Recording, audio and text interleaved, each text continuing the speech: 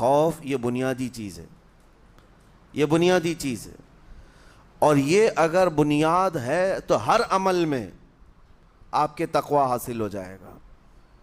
نماز کیوں پڑھتے ہو؟ نماز ایک ڈیوٹی سمجھ کر کے پڑھتا ہے تو کوئی مسئلہ ہی نہیں اس کا، یعنی وہ ڈیوٹی ادا کر رہا ہے، لیکن نماز میں اگر خوف خدا ہے، اللہ کے ڈر سے پڑھتا ہے، یہی تقوی ہے۔ روزہ کیوں رکھ رہا ہے؟ سب محلے میں رکھ رہے تھے، ہم نے بھی رکھ لیا۔ روزہ اس لیے رکھ رہا ہوں کہ لوگ برا نہ سمجھیں یا اسلام کا ایک حصہ ہے، اتنی ہی نیت تھی تو پھر اس نے روزے سے کچھ حاصل نہیں کیا، لیکن اسی روزے کو اللہ کے خوف سے رکھا، یہی تقوی ہے۔ تو خوف خدا، اللہ کا خوف آ جانا ہر عمل میں، یہی تقوی ہے۔ اور اگر یہ چیز نہیں ہے تو انسان بہت بڑے بڑے گناہ بھی کر جاتا ہے، اسے ڈر نہیں لگتا۔ روزہ چھوڑ دیا، اسے کوئی خوف ہی نہیں ہے، بلکہ دھڑلے سے لوگوں کے سامنے کہتا بھی پھر رہا ہو کہ مجھے یہ سب چیزوں میں وشواس نہیں، یقین نہیں ہے۔ یہ باتیں اس زبان سے آتی ہیں جس کے ہاں اللہ کا خوف ہے ہی نہیں، اللہ کا ڈر نہیں۔ اسی لیے قرآن میں اللہ نے فرمایا لعلکم تتقون، تم پر روزے اللہ نے فرض کیے ہیں تاکہ تمہیں تقوی مل جائے، اللہ کا خوف۔ اور یہ کتنی اہم چیز ہے میں آپ کو بتاؤں، خوف خدا۔ خوف خدا کا مطلب کہ اللہ کا ڈر، اللہ کا خوف، یہ تمہاری پوری باڈی کو صحیح کرتا ہے، اندر سے بھی باہر سے بھی۔ خوف خدا، تم ہر قدم پر اگر یہ سوچتے ہو کہ میرا رب مجھے دیکھ رہا ہے، جیسے کہ آپ کو پتہ ہے حدیث پاک میں حضور صلی اللہ تعالیٰ علیہ وسلم سے پوچھا بھی گیا احسان کیا ہے، یعنی نیکی کس کو کہتے ہیں؟ حضور نے فرمایا تم نماز ایسی پڑھو یا عبادت ایسے کرو جیسے تم اللہ کو دیکھ رہے ہو۔ اور اگر یہ نہیں ہو سکتا تم سے تو اتنا احساس تو رہے کہ اللہ تمہیں دیکھ رہا ہے، تو ہر عمل میں تمہارے یہ سوچ آئے کہ مجھے میرا رب دیکھ رہا ہے، تمہارے قدم سنبھل جائیں گے۔ آج آپ مسجد میں بیٹھے ہیں، ادب سے بیٹھے ہیں، حالانکہ ایک آدھے گھنٹے کے بعد جسم کو پھیلنے کی حاجت ہونے لگتی ہے، تھوڑا پیر پھیلا لوں، پیٹھ کو ٹیک دے دوں، نہیں کرتے آپ، اس لیے کہ آپ کو احساس ہے کہ امام صاحب دیکھ رہے ہیں، مفتی صاحب دیکھ رہے ہیں، یا پھر مجمع میں لوگ دیکھ رہے ہیں۔ تو یہاں پر ہمارے دیکھنے کے احساس سے آپ کے پیر نہیں پھیلتے ہیں، آپ پھیل کے نہیں بیٹھتے۔ تو ہم میاں نہ سزا دینے والے نہ جزا دینے والے ہیں۔ یہی احساس اگر اللہ کے دیکھنے کا ہو جائے کہ میرا رب مجھے دیکھ رہا ہے، تو پھر آپ کو کسی نگرانی کی ضرورت نہیں، کہیں کسی سی سی ٹی وی کی ضرورت نہیں۔ اللہ کا خوف اگر بندے کے دل میں آ جائے، وہ ہر لمحے، ہر گھڑی، ہر علاقے میں محفوظ رہتا ہے، اپنے آپ کو محفوظ رکھتا ہے۔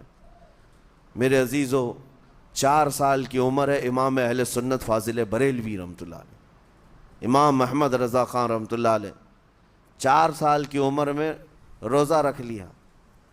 گرمیوں کی شدت تھی، گھرانہ علمی گھرانہ ہے، باپ بھی بڑے عالم دین، دادا بھی بڑے عالم دین ہیں۔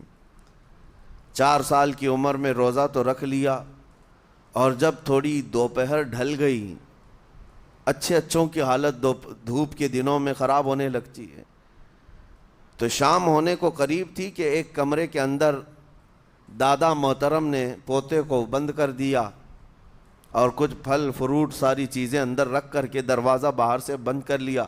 کہا بیٹا کھا لینا، میں کسی کو بتاؤں گا نہیں، کسی کو نہیں بولوں گا، 4 سال کی عمر ہے، تمہارا روزہ بھی رہے گا، کھا کر کے تھوڑا پیٹ ہلکا کر لینا۔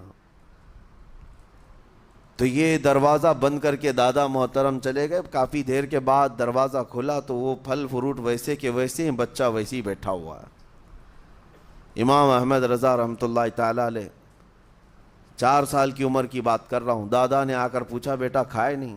دروازہ بند کر لیا تھا۔ تو 4 سال کی عمر میں مولانا امام احمد رضا کہنے لگے کھا تو لیتا، لیکن ہر گھڑی میرا مولا تو دیکھ رہا ہے، جس کے لیے روزہ رکھا وہ تو دیکھ رہا ہے۔ یہ ہے تقوی، یہ ہے خوف خدا، کہ اگر یہ کسی کے دل میں بیٹھ جائے، اسے لوگوں کو دکھانے کی یا لوگوں کے اسے دیکھنے کی کوئی ضرورت ہی نہیں۔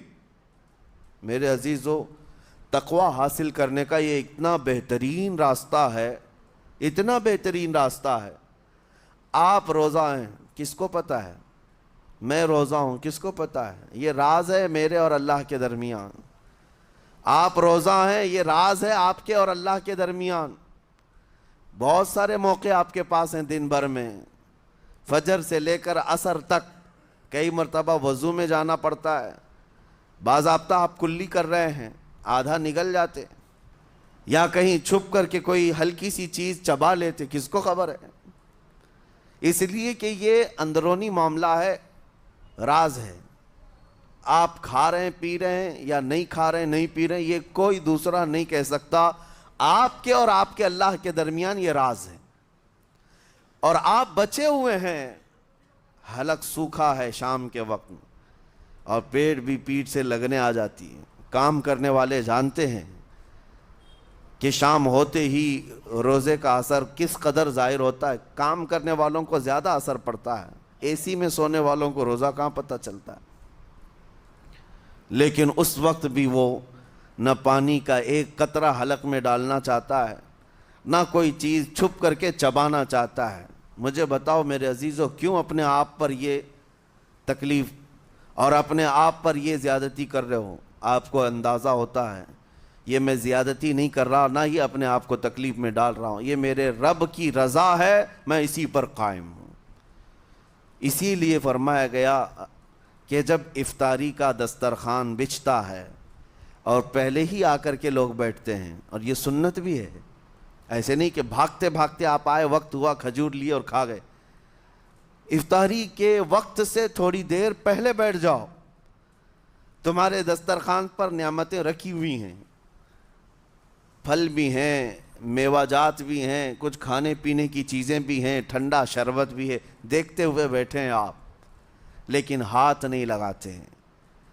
انتظار ہے وقت کا کہ ادھر سورج کے غروب ہونا ہے اور میری افطار ہونی ہے، اعلان سنتے ہیں، اذان سنتے ہیں، اس کے بعد آپ اٹھاتے ہیں، لیکن اتنی دیر تک آپ خاموش بیٹھے ہیں دسترخوان کے پاس، سارے لوگ دیکھتے رہتے۔ یہ وہ منظر ہے جس کو فرمایا گیا رب ذوالجلال بھی اپنے بندوں کو دیکھ رہا ہے۔ سارے فرشتوں کو بلا کر میرا مولا اعلان فرماتا ہے، یہ میرے بندے ہیں، دیکھو یہ شام کا وقت ہے، ان کے حلق سوکھ چکے ہیں، ان کے پیٹ میں بھوک کی شدت ہے، اور ان کے سامنے اچھی نعمتیں پڑی ہوئی ہیں۔ اے فرشتوں دیکھو، میرے ان بندوں میں سے کوئی بھی ان نعمتوں کو ہاتھ نہیں لگاتا، یہ صرف اور صرف میرے لیے بھوکے اور پیاسے ہیں۔ اور فرشتوں سے اللہ فرماتا ہے تم گواہ ہو جاؤ، ان کی حلق تر ہونے سے پہلے ان کے لیے میں نے جنت لکھ دیا۔ اسی لیے حدیث پاک میں ہے، جب افطار کرتے میرے آقا صلی اللہ علیہ وسلم یوں ارشاد فرماتے، ذهب الظمأ وابتلت العروق وثبت الاجر انشاءاللہ، پیاس بجھ گئی، رگیں ٹھنڈی ہو گئی، اور اجر اللہ کے ہاں پکا ہو گیا۔ یہ حضور پاک ہر افطار میں عرض کرتے تھے۔ میں آپ کو یہ عرض کر رہا ہوں کہ یہ چھپی ہوئی چیز، اسی کا نام تقوی ہے۔ آپ صرف اور صرف بچے ہیں اللہ کے خوف سے۔ اب سنو حدیث پاک، قیامت کے دن حساب و کتاب ہوگا، اور جنت میں جانے کا پروانہ کچھ لوگوں کو مل جائے گا، اور سب جنت کی طرف جا رہے ہوں گے۔ اس میں بہت سارے لوگ ہیں جو پل صراط پر چل کر کے جنت پہنچیں گے۔ اب جب کافی لوگ جنت کے دروازے پر پہنچیں گے، ایک جماعت ایسی ہوگی جو پورے راستے میں کہیں نظر نہیں آئی، جنت جانے کے راستے میں کہیں نظر نہیں آئی، لیکن جنت کے دروازے پر وہ پہلے سے موجود تھے، چلے تھے نہیں چلے تھے کسی نے دیکھا ہی نہیں۔ دوسرے جنتی ان سے پوچھتے ہیں اس جماعت سے کہ تم یہاں کیسے پہنچے، اور یہ انعام کس بات کا ہے تمہارے لیے؟ تو وہ جنتی کہتے ہیں ہمیں روزے داروں کی جماعت میں رکھا گیا، ہمارے روزے اللہ کو پسند آئے، اور آج رب تبارک و تعالیٰ کا حکم ہوا کہ ساری دنیا سے چھپ کر تم میرے لیے روزہ رکھتے تھے، دنیا کو